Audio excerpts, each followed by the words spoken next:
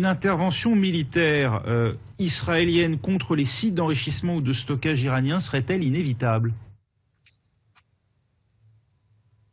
La question qui s'est toujours posée à propos de la fin de l'accord, c'est le fameux plan B. Quel est le plan B?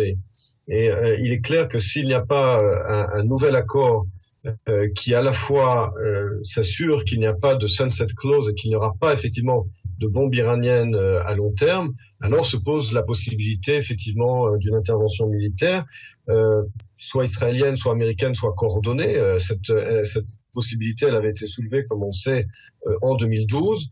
Alors évidemment, le cas iranien est beaucoup plus compliqué logistiquement que le cas irakien, dont on se souvient, puisqu'Israël avait finalement éliminé la menace nucléaire irakienne en 1981, mais à l'époque c'était un site en Irak. Là, il s'agit de nombreux sites qui sont enterrés sous terre et cachés et dispersés à travers un pays très grand. Et puis par ailleurs, Saddam Hussein, lui, avait acheté une centrale nucléaire clé en main, alors que les Iraniens ont une connaissance nucléaire et qu'on ne peut pas désinventer ce que l'on sait déjà. Donc je pense que l'option militaire existe.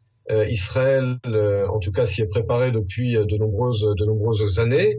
Et effectivement, si l'accord ne fait que repousser l'échéance de quelques années, alors il n'est pas impossible que si les États-Unis se retirent de l'accord, les États-Unis eux-mêmes, et n'oubliez pas qui Donald Trump a nommé au poste de conseiller à la sécurité nationale et de secrétaire d'État, ce sont deux personnalités qui sont favorables par principe à une option militaire. Donc je pense que en cas d'un retrait américain, le plan B risquerait effectivement d'être une option militaire. Sonia Dridi, est-ce que cette